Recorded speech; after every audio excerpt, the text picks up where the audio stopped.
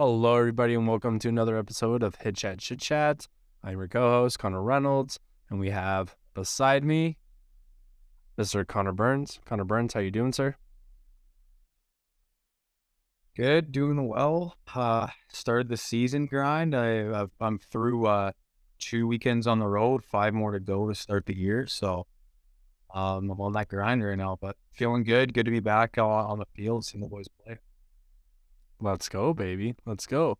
And then below both of us, we have the always great Mr. JP Fasone. JP, how you doing, sir? Good to see Burns on Twitter. Putting out some content, seeing the boys hit some laser beams is always nice, and just continue to watch the guys rake on the field is good. Let's go, baby. It's a nice Let's thing. go. Well, shoot, boys. Sounds like both of you, myself, are having a lot of dudes that are just kind of going off. It's finally game times. It's finally a time that we've kind of been waiting for this entire offseason.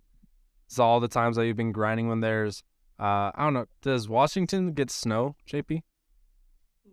A little bit up north, not really much around here. All right, well, it's the places where Burnsy and I, you go into the facility, there's snow on the ground, all that kind of stuff, and you're going through and you're like, why am I here for the fourth day in a row, getting my shit just absolutely beat by this high fastball that's just tearing me up? Like, why am I doing this? Well, this is why we're doing it. It's finally game time. It's finally time to show it off.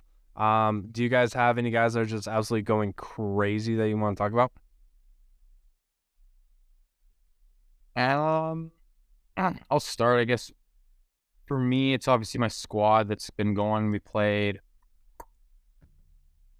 9 games so far, so very early on in the season right now. Not a ton of at-bats, not a ton of sample size yet. I think the biggest thing my high school guys is just that adjustment to timing, but as well, I think the biggest thing is like the vision of it. For us, right? We're stuck inside, kind of end of October until now. Like where I live, we still can't practice on the field yet, so we go and bus like minimum 3 hours away to go play. Right.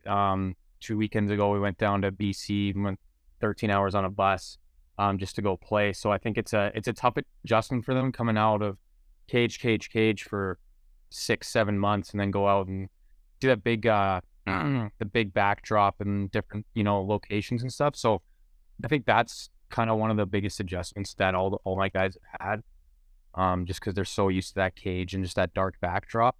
And then obviously just timing. Timing's always an issue. A pitcher's not a machine, right? So it's a different timing mechanism, different everything. So I've seen some guys kind of struggle a little bit, but that's just the nature of starting the season. But one of the biggest things I've been liking to see out of my guys is really, one, talking to me and going through their at-bats and approach. And I really like to see them actually very self-aware of their swing and their at-bats and what they're doing. So that's been a really nice thing to see. And just understanding especially early on, we're not looking at results necessarily, right? Like you go 2 for 4 with 2 singles, but they're both jam shots. That's not necessarily a good thing, right? It's kind of teaching you guys like, hey man, you lined out to center field twice today. You went out for 4. It sucks, but like you just got to stick with it. So it's kind of trying to help them navigate the ups and downs of the season, right? Because if you just chase results, you're going to be in a roller coaster, right? You gotta value yourself on approach, on how locked in you are, your preparation, your routine. Are you hitting balls hard? Are you seeing the ball well? Stuff like that. So, but I think we're getting there. Yeah, we got some guys. Yeah, some guys doing really well. Some of my Japanese hitters are hitting out of their minds right now, which is always fun to see. Japanese baseball is very different cultures, so it's up is always funny. There was one. Both guys hit a home run in the same game, and one of the comments was like, "Are we starting to hit too many home runs?" I was like, "Oh no, here we go." But that's good to see.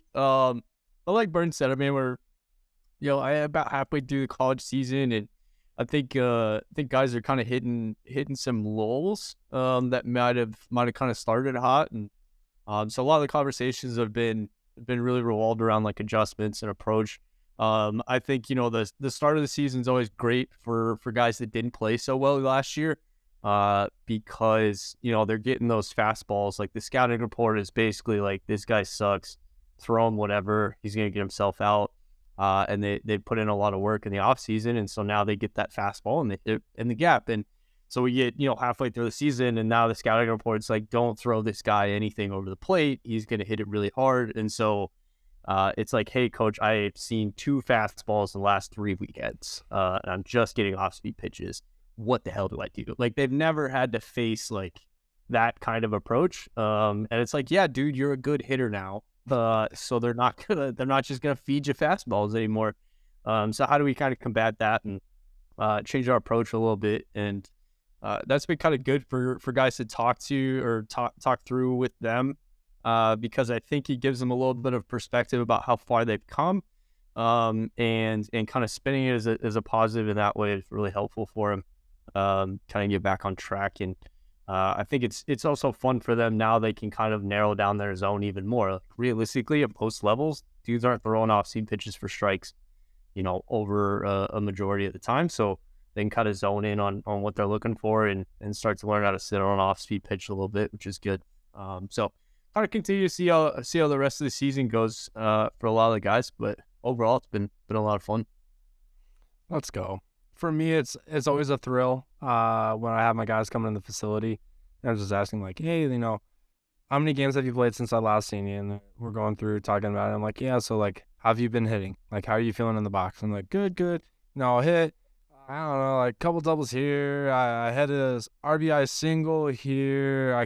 This one game I hit 3 lasers, but they all got caught. I went over 3 that day. And you're just like, they're saying it so casually. Just like, I don't know, like, just a few doubles here or there, blah, blah, blah, and you're like, let's go. Like, Hey, dude, I watched him swing and miss 40 times in a row in this offseason. and like, going back to those where I don't know if we talked about on this podcast, I kind of changed my verbiage on the lessons where, you know, you do go through and you swing and miss 40 times in one session and stuff like that. You know, maybe we're doing a bat speed program and you just kept hitting balls constantly or whatever it is. I started changing the wording of that to a manure lesson, and going through and seeing these guys, like, seeing what has grown from those shitty lessons, but the roses are starting to grow from those shitty lessons because we understood what we needed to work on, right? Like, it's always difficult sometimes to find the good or what you need to work on in a good session. If you're just going through and just barreling everything, kind of hard to find something you need to work on, right? And so going through and having them face that adversity and make those adjustments, and now finally seeing that progress or the results of what the work that they've put in through this offseason, it's funny. And then I remember going back when we would be doing the hit tracks leagues, every single dude that hit a ball over 90 miles an hour on the ground in the infield was like, oh, that's not getting caught. Oh, what are we talking about? That's getting through all day. Now seeing them get caught in a regular game, but then also the same thing where you have a kid hit an absolute piss missile right at a fielder, let's say left field, they'll get mad. Oh, like, that shouldn't get caught. But then you'll see a little end of the cap, little bleeder, 60 miles an hour, but just at the right launch, right over the first baseman's head, that would be a base hit. They're hooping and hollering like, what? How is that an out? Blah, blah, blah. Well, now we get to real games, and, like, that's how it's played. And so seeing the difference, the change, and kind of like how guys see the game and how they kind of play the game, and how we go from that training transition of, you know, you're always wanting to barrel. Now we're getting into some more games, so you're hoping for possibly maybe a jam shot here, jam shot there. We're just hoping that we have enough bat speed that we worked on during the season to be able to get that jam shot over the infield now and stuff like that. And so the difference has been fun to see, the athletes coming in with the progress that they've made. It's been a lot of fun. So it's been an enjoyable spring so far here over at Fast. Hell yeah. Yeah, like, with that too, just especially with the off season, like, seeing these guys get bigger and stronger on the bat speed. Like, had a guy hit a double a couple weekends ago, and I'm like, do you even barrel that? And he's like, no. And I'm like, fuck yeah, man. just awful burnt the left fielder, and I'm like, you didn't even get that, did you? He's like, no. I'm like, hell yeah. That's why we get strong, buddy. Yeah. That's why we get strong. Yeah, that's what we're working for. I want you standing on second base, pissed off because you missed it. Like, God damn it, I missed that one. Fuck. All right, good double. Bernsey, what kind of we talked a little bit before the podcast started, but like what kind of things have you seen now that we're on the field that we might not have been able to work on in the indoor, and then kind of what's the adjustment for you talking to guys to kind of address those things? Man, I think just straight up ball flight. It's so tough. A lot of times,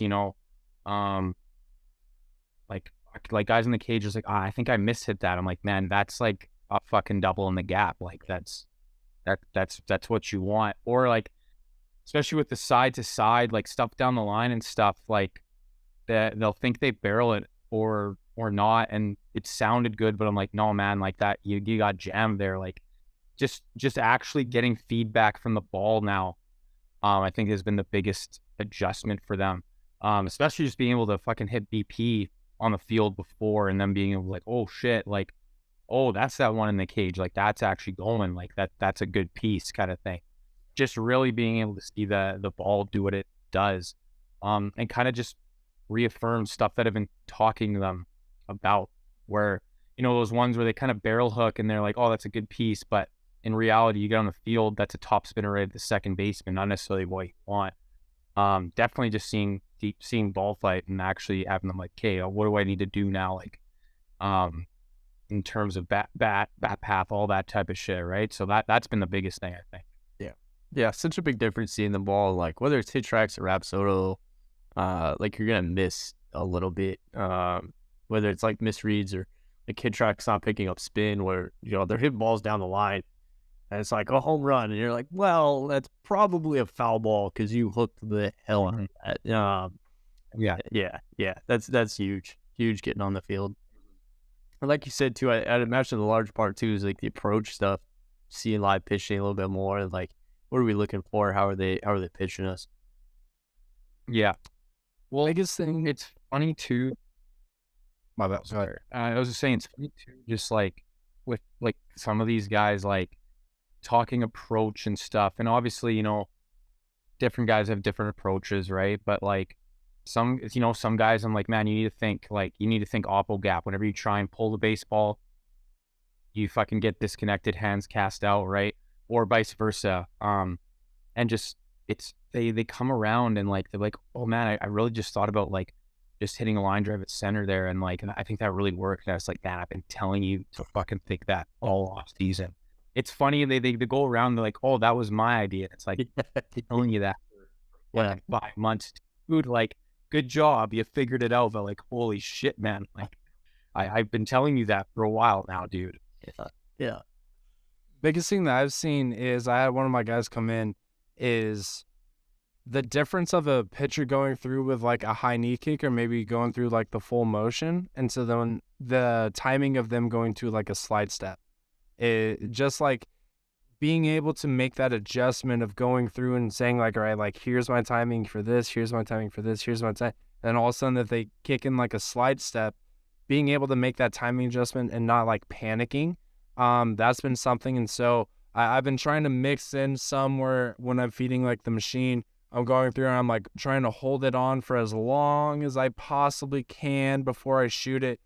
We've been using the spin ball, so it's got that cup kind of like overhead, so like I'm not able to directly feed it onto the machine, but going through and just like trying to hold on for as long as possible. And some I just drop in and just let it go, and just kind of working on that, not to panic, to relax, to calm down, understanding the situation. If you kind of get caught early on something like that and it's super early in the count, don't have to panic. We can just take that. If it's something that's deep in the count, maybe like a 2-strike and they hit you with something quick, just being able to trust and work on what we've been doing of being able to get on plane early, maybe just tick that off. Maybe just look to see the next one, and just kind of like walking through that difference of going from in the winter of, hey, like we're gearing up, it's the same thing over and over, whatever it is, to that difference of variability from pitch to pitch from the same pitcher. That's been kind of something I've kind of had to like think about, I guess, a little bit much. Have you guys seen that at all so far? Yeah, definitely. Like I said, like for our guys, it's not the machine anymore, right? You're not, it almost becomes mindless with the machine. It's like boom, boom, time up, yeah. Whereas guys are, and really good pitchers too are good at fucking even from the full mixing up that shorter leg kick, hesitating a little bit more. Guys are more crafty, right? So, no, definitely have seen that. It's funny too, just like kind of going off the approach stuff too. I remember one of my guys, like, I don't necessarily like to change like too much about the load as long as I get in a good position. But I there was this one guy, like big leg kick, had a tough time really like holding his backside, and I'm just like, man, I would shorten it up. And he's like, oh, but like I'm raking. It's like, I know, but like I don't think that's gonna work in a game.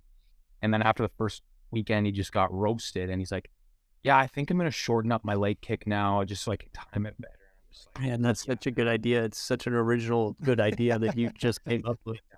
I'm so proud. So proud of you. oh shit. Yeah. Good job, buddy. Yeah. What? So Yeah, I think yeah, like Burns said, it's tough. I think the most common question I get when guys get going is like, how do I weed? I mean, really early. Because we definitely hit faster pitching than what they're gonna see in high school. Like we're hitting 85 to 90. Like the high school kids are not seeing 85 to 90. They're seeing like mid sevens most of the time, especially at like the JV level. And so it's like, how do I weight back? It's like, well, like, remember the things we talked about your load and like holding your hinge, like staying back, like that's the stuff we really got to work on. And then like, okay, we got to move our ball flight targets around to try and catch things deeper. We got to kind of do all these things. Like Bart said, it's not stuff we haven't talked about. But I think when they get on the field, it's like, oh, like this is actually not working. Actually not as successful as I want to be. And part of that's like talking them through like, hey, don't hit the panic button. Like, don't just throw everything out the window and like change the swing. It's just these small adjustments that you already know what to do. You already can come up with these ideas on your own. And talking them through that, a little bit is helpful.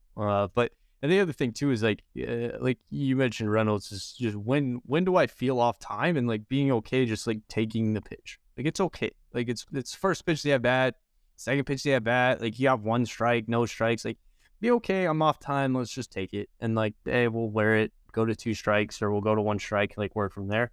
And being comfortable with that, I think is huge for guys. Do you? Yeah, I think. Go ahead, Brizzy. Sorry. Just like, no, you're good. Like pitch recognition and like really hunting for your zone early in the count too. Like I had one guy like just swinging at fastballs up. I'm like, man, what's your pitch? He's like low and away, and I'm like, then like, dude, if you take a high strike like early in the count, like I'm good with that. That's okay. That's not your pitch, right? Obviously, we get to 2 strikes, we got to expand that, but like you have to play to your strength. You're not very good at hitting high fastball, so don't swing at it. I think that's one of the tougher adjustments my guys have made. Like they're almost which wasn't the worst thing in the world, but a little bit too aggressive early in accounts, but just on like dumb pitches. Like, man, we got to hunt for something we can do damage to, right? And we're not off a machine ring, we're not working on high fastballs. This is in game, and I think that's one of the things they forgot too in the off season. Just like they're like, oh, I got to rake the machine. It's like, well, why are we want to rake the machine? It's for the performance in the game. That's what matters. It's not to be good at the machine. It's to make sure we've done enough work that we're going to go in game and perform. I think guys got a little bit mixed up on that, but yeah. We're working on hitting the high pitch because you suck at hitting the high pitch, and you got a 50% whiff rate at the top of the zone. We're not working on that so you can hammer it too well. It's so when we get to 2 strikes, it's just not an automatic K. Yes, exactly. Yeah. Exactly. Have you guys found any other drills that you guys have been kind of using recently to try and go through and like mimic the most, I guess, like game like what has kind of been your guys' practice plans that you guys have had the last couple of weeks that you guys have been instituting to try and obviously we're not still working on like bat speed, we're not still working on little things like that. So what have you guys been doing in the season to try and continue what has been kind of brought on from the off season while not still doing off season things, if that makes any sense? Well, I got this one from JP last week. Actually, I texted him and asked him because first weekend we fucking struck out just a shit ton. Like just so many Ks. I was like, what the hell's going on? So I had double cage. Me and my other coach Ethan, we got up there, fucking short box. We're slinging it. I legit threw like 100 pitches. It was actually fucked up. I was so sick the next day. But so on my cage, I was going fastball changeups, and it was no take rounds. So like I said, I was like, if it's an egregious like fucking way out of there, because on a couple, I'll miss them way the fuck out there. I'll let it happen. But it's like you're not true. That's the one JP. So that worked really well. And then the other cage, we just had straight 0-2 rounds. And then my other guy was throwing fastball sliders. And then I still have kind of a team broken up into 2 teams still. So I made it a competition. Pretty much in the no takes, it was like if you go four balls in play pretty much, that's 5 points. If you take one, that's -10. If you swing through it, your round's done. And then on the 0-2 cage, we had pretty much you got 3+ pitches. It was +5, and then every one after that would have been +10. If you backwards K'd, it was -10, and if you struck out, it was -5. So doing that, but also putting something on the line a little bit, getting them competing with each other. I thought that worked out really well. And then just going, different variables in the cage. Like today I did high velo with a junior hack, like top of the zone. And then on the other cage, big hack with smash factors. I did curveballs down the zone, kind of just at different, those two kind of pitches tunnel each other. So I'm going to have them go back and forth to each cage. So trying to make it as kind of game-like as possible. But yeah, so that's been good. Yeah. Good. It's Coach Carrasco special. Shout out Lamar CC. Nice. Yeah. It's a little different for us. We don't have guys that come back in season, so we don't necessarily get the opportunity to do a lot of in-season work. But I think for us as guys are getting closer, like our indie ball guys are getting set to leave in a couple weeks, and for them it's just like straight at bats. Like we're just mixed pitch. It's gonna be gross. Like they always complain. They're like, we're all gonna get cut because we got 1 run in 9 innings. It's like, well, yeah, but you're facing like 95-mile-an-hour 2-seam, and you're facing a disgusting slider, and we're throwing a changeup in there that's like basically a slider from the other side. So like, yeah, you're not gonna hit as well. But like the timing adjustment, the back half adjustments are over really after. And I think for guys that are in season, like me working with them remotely, it's a lot more of just, I don't coach, I don't coach these guys. I'm not there. I'm not at practice. I don't know what the hell they're doing at practice. And so it's a lot more of just like, does our approach match what our swings optimized to do? Does it match what we're good at? And then is our 2-strike approach optimized to reduce the likelihood that we're going to get exposed on the things that we're bad at? So if we're terrible at hitting the high pitch and it's 2 strikes, like I want guys looking for a fastball like at their chin, like out of the zone. So we're just setting our eyes so high that when that pitch comes to the top of the zone, it seems a little bit lower. And are we going to hammer that? Probably not. That's not really the pitch that we're going to crush. But if we can foul it off, or we can get jammed and hit a single at the middle, like that's a better outcome than striking out. So that's a lot of approach talk, and making sure guys like understand the ball flight targets and how important those are, and then crafting kind of a strategy around that. And then it's adjusting that as the season goes on. This pitcher starts to kind of learn tendencies, and coaches get a little bit smarter and that kind of thing. So it's making those kind of minor adjustments and making sure they kind of feel confident going into the box with a good plan. Let's go. I love it. We've just been mixing in a lot of working on some rear leg stuff, making it to where guys aren't, just jumping too far out on the front foot, as we all talked about already. So far early in the season, timing is kind of like the biggest issue that I think a lot of guys face, because I think timing kind of leads into poor swing decision. In my opinion, if you're getting too far out on that front foot, if the eyes are dropping with the curveball, it doesn't look like it's actually curving that much. It doesn't look like it's moving that much because our eyes are moving with the pitch. If we're able to be a little bit more controlled of our balance, a little bit more mindful of where our eyes are at, we're going to be able to see that pitch is working down, or we're going to be able to see that the pitch is working away. And so we've just been working on a lot of, I do a lot of self-toss with plyos, and trying to keep high intent. So we're trying to hit it down like a 70-foot cage, which can be kind of difficult for some of my guys that are getting like a little too barrel hooky or a little bit too much fly on the shoulder. We've been going 45 open self-toss plyos. That's been a lot of fun watching guys kind of like struggle and trying to figure that one out. And then we'll go to a curveball, little junior hack set up about 45 feet away. They're just throwing little gimme-overs, but they're on foam blocks. And so that way we're going through a post ride. They can't get too far out on the front foot. Again, just really trying to work on them staying in the middle, stay balanced, stay middle, almost taking it as if they are like early on a curveball because they already have their foot down, but then also still getting that same kind of intent on the swing with us using blast motion in the background. We still try and keep it, right around where I think their bat speed should be. And we talk about like, hey, don't let it get down, but still don't get out on the front foot. And then we'll back it up to the spin ball. And just pretty much we go from, had one of my college guys in today he's taking a gap year. And so we'll start it at 80. Once he gets 2 or 3 barrels based off of what he wants, if he thinks they're barrels, if he likes them, then we'll move up to 85. Same thing, once you get 2 to 3, then we move up and then we go to 90, then 90 to 95. And then whenever we kind of like peak, we'll go down like 5 miles an hour. And then we'll just try and light it up from there, and just getting that same feeling, getting that tempo.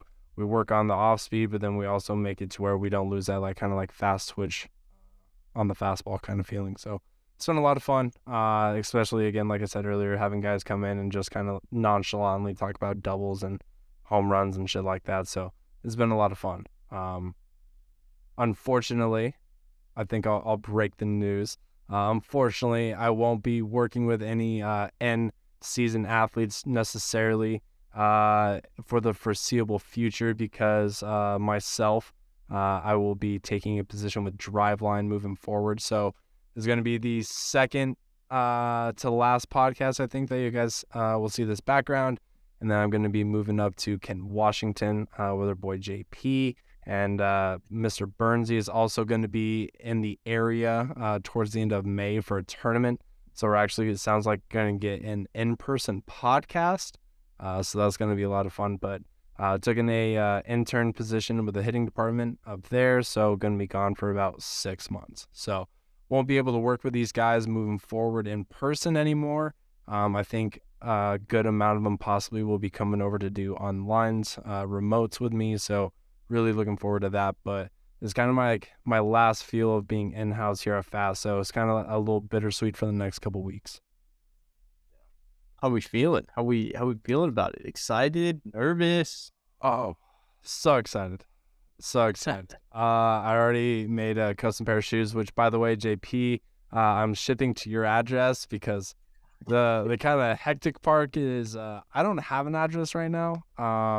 Still trying to find a place to like live, and I have less than 2 weeks for my start date, so that's kind of panicky, but that's kind of like the only thing that's panicky. I'm like really excited. It's kind of one of those where it's just like I don't know what to expect, and I think that's the best way to go about it. And so I'm not trying to worry or panic about what it's gonna be like, because I feel like there's nothing that's going to be like it. So it's kind of just like, all right, I can't stress until I get there. And so once I get there and then shit's flying, then it's like, all right, now I can stress because I know what I'm, stressed over. But right now it's just really excited.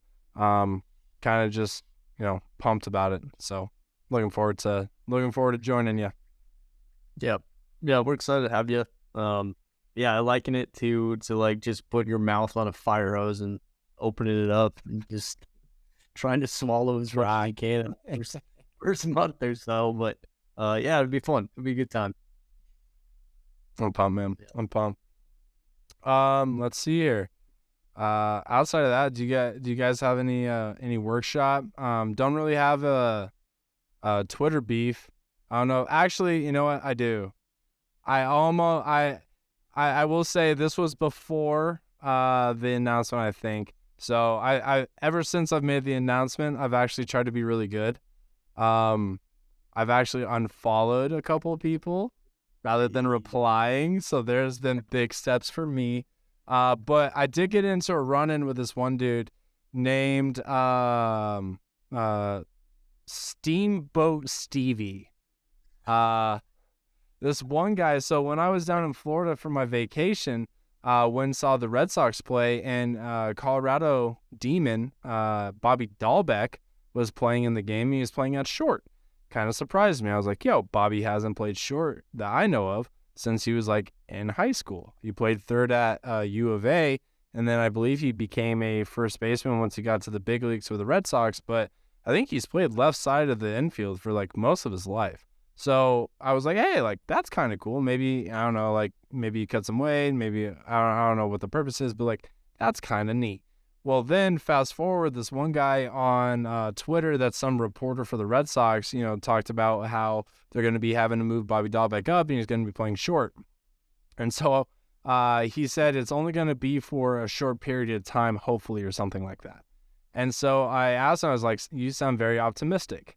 And so he responded, he was like, well, we're making these sheets. It was not some reporter, it was Will Middlebrook. Some reporter, dog. Ex big leaguer, World Series champ, Will Middlebrooks. Let's not fucking break that down just for whatever. Yeah, whatever. Oh, he did not sound very optimistic. I was just like, hey, no, I'm being sarcastic. You sound like an optimist. And he was like, what? Because blah, blah, blah, blah, blah. And so I just like tweeted a gif of some dude where it's like half empty, half full. Because like, I don't know, like, you'd never know. And so some dude then ended up replying was like, yeah, so-and-so, some reporter. He's like, yeah, all these Twitter idiots, don't know what they're talking about. And it was from a gentleman by the name of Steamboat Stevie. And I'm figuring, I'm like, these guys probably haven't even seen Bobby play short. So I just respond with, have you seen him play short? Simple question. And that's where it kind of like led into this dude going back and forth, calling me another like Twitter idiot, blah, blah, blah. And then I go, that seems ironic coming from a guy named Steamboat Stevie. And he goes, oh, what? Aren't you just an intern? And I responded, yeah, I'm just like an intern, but I think it's just ironic to be called a Twitter idiot for asking a simple question by a guy named Steamboat Stevie. And he said fair. So kind of into that. And then I posted a video of me watching Bobby in Tampa play and talk about how he's only had one error in 20 attempts. So that was kind of cool. But yeah. And then ever since then, I've just been unfollowing people. So that was the digesting the beef, but wasn't honestly too much. This is the summer of less toxic. I'm not happy about it. Do you know, like, bro, I like was ready to pull the Twitter fingers out like so many times. And I was like, we got to be responsible. You can get into beeps, but like they just got to be like good beeps. But see, I like to be sarcastic and almost to a point of petty. And it's not a good look. And when it's myself, I don't give a shit. But then now you start adding in other factors and it's like, I might just make a burner account and just tweet to the clouds, not even tweet to anybody, just tweet to the clouds. We'll see. That's the move. That's the move, is to get a burner. That's the move. What should the name be? Steamboat Stevie. Absolutely. Has to be. Stevie. Let's go. Well, we haven't met in a few weeks, boys. You guys got anything to kind of chit chat about? Last week was 100% my bad. Yeah, definitely forgot. Didn't really have anyone on the schedule, and just ended up going home. Hell yeah. Hey, some days you need that. No, that was bad. I just went home, and then Burns was like, "Hey, are we doing this?" I was like, "Nope." No, man. I mean, it's over here. It's just been a lot of prep work. Honestly, like pretty low. Just so many online dies and making sure everybody's dialed. Yeah, like you said, I think a big thing is just like talking approach, and I think it's kind of nice to take a step back from the actual coaching aspect and kind of take up more of that like psychologist, therapist type of role, talking dudes off ledges and things like that. It's kind of it's a little shifting gears a little bit, something a little different, which is good. And I think a lot of guys, it's the value of kind of online training is kind of having somebody to go to, because it's tough to have those conversations with your coach sometimes when they're the ones making the lineup and making the decisions. It's easier to kind of complain sometimes to somebody that's not really there. It's easy to share those highs, or kind of talk through some situations. So that's been a lot of fun. And then, watching our MLB dudes, kind of start the year has been a good time as well. And we're buried deep in advanced scouting and things like that. So that's kind of been the run now the last couple of weeks. Just get prepped for the summer. MLB guys getting these indie ballers out of here, and a lot of online training. "Hell yeah, baby." What are you guys' first thoughts? We're halfway through April. MLB, what are we thinking? Man, those Rays, dude. Tampa Bay going on. It's just eight. What did an 0 now? Like 12-0? Oh, man. One organization, man. They just develop dudes, turn them into studs. Then when they're about to sign a big ticket, trade them away for more prospects, turn them into studs, just continue to have a horseshit budget and just be good. Yeah. Unbelievable. The team I've really liked watching has been the Orioles, because I think they've done such a good job on the offensive side of really developing some really good hitters, and kind of seeing the rewards of that, and hitting really well. I don't know how much of a chance they got, but that's been a lot of fun to watch. And then watching the Rockies just be the Rockies as always, just being not good. It's always, it's nice to have your hopes dashed in April. It's good. It's always a good start to the year.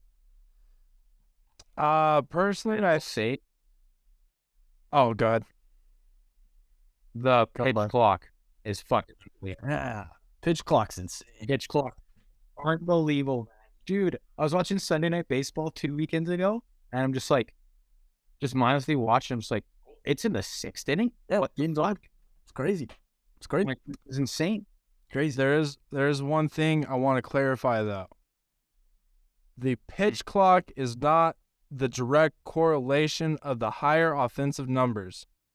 It is not.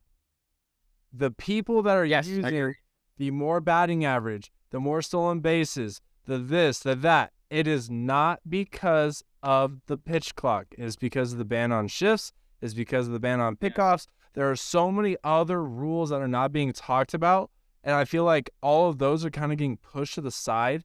I'm personally, the pitch clock, it's a good idea, but there are some major adjustments that need to be made to it, and I think there are too many people. I think the media and all the people on ESPN and all the people on the MLB Network, I think they are praising the pitch clock too much and not also then talking about the true reasons of why everything else is happening.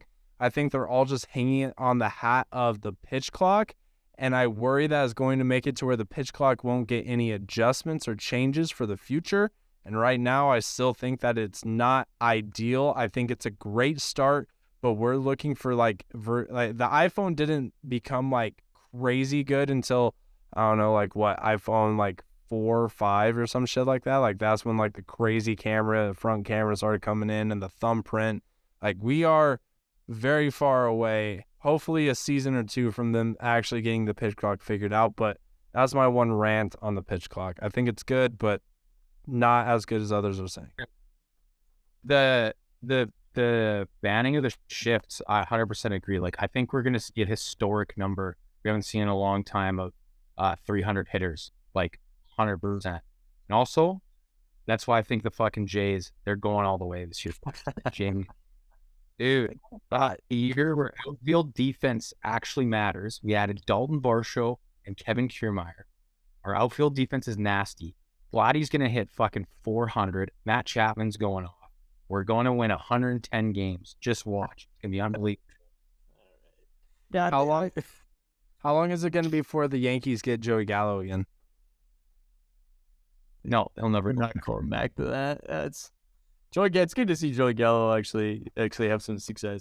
I think the pitch clock is it probably punishes hitters a little bit more right now. I think my hope is that the strict adherence to the pitch clock is loosened a little bit as time goes on, because I think that's really a detrimental thing.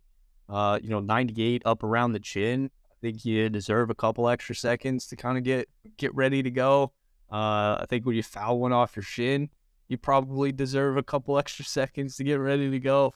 But the stolen bases are sick. The bigger bases, the less pickoffs, I think are really good. Stolen bases is such a fun part of the game that I think's gotten lost. And honestly, hot take, I think the ball's just hot this year. I think that's why offensive numbers are up. I think they just juiced the ball a little bit, and that's what they're getting the offensive numbers from. But that's it's probably a little conspiracy theory. But I think overall it's pretty good. They've done it before, man. Yeah, of course they. Did you guys see Trevor Bauer's video where he was trying to find a new glove going over to Japan? He took a Japanese ball and then an MLB ball and cut them in half, and like went through and had, before he even cut them in half, he had people blindfolded like testing them out and everything. Everyone could immediately tell, they felt that I think the MLB ball was heavier, and so like a little bit more travel, and then it had I think a bigger like cork in it or something like that. So like they are like vastly different now comparing them to other past ones. I think they're hotter now, but like MLB balls are fucking hot in the streets. The pre-tack on the MPB balls, the Japan balls are I think we're gonna see that in the MLB pretty quickly.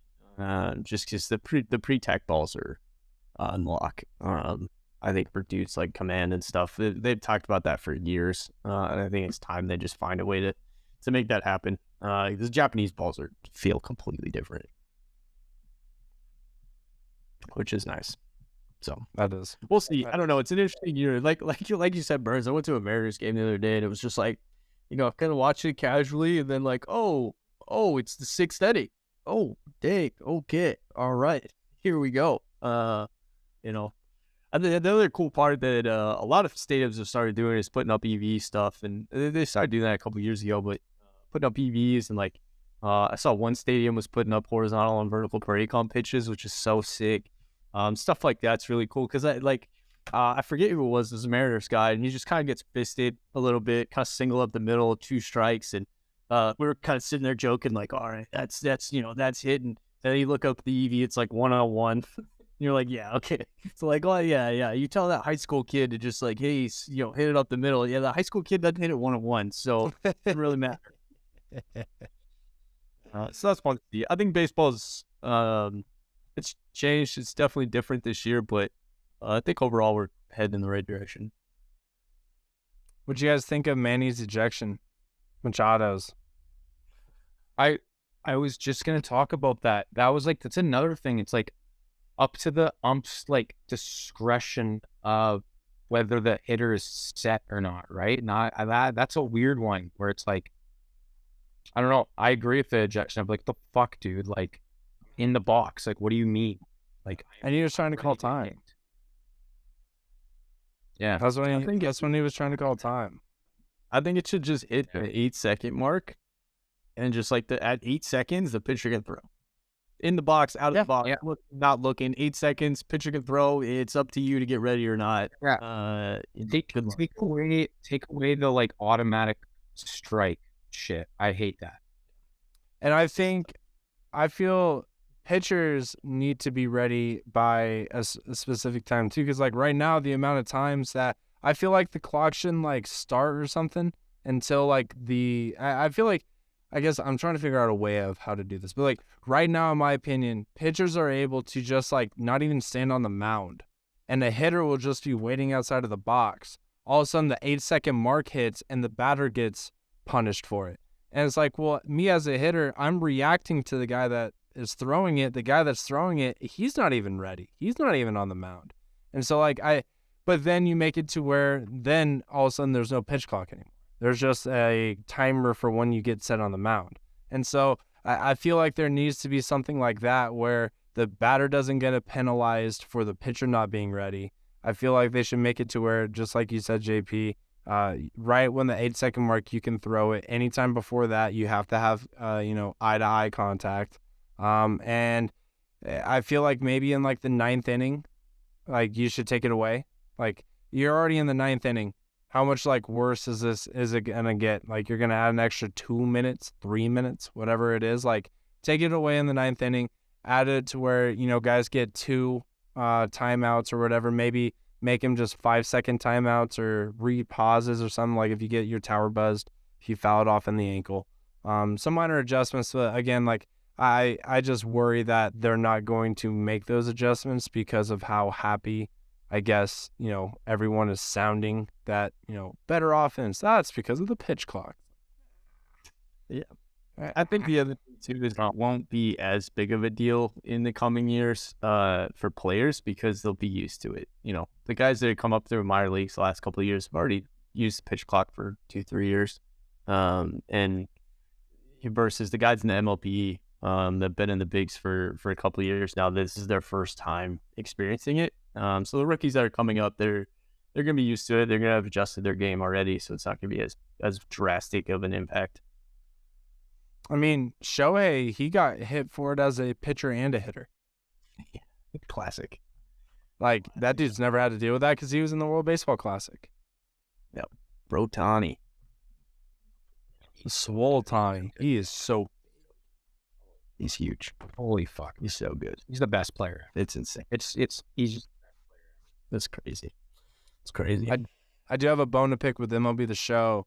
For some reason, when you play co-op seasons, you can select him as a pitcher into the shuffle, but you can't use him as a hitter then.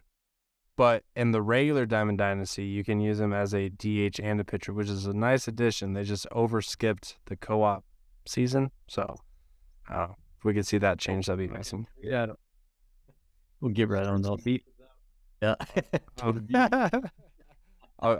You guys watch out for the burners. Steamboat Stevie's coming for MLB The Show. Oh, boys, you guys got anything else to add? You're it.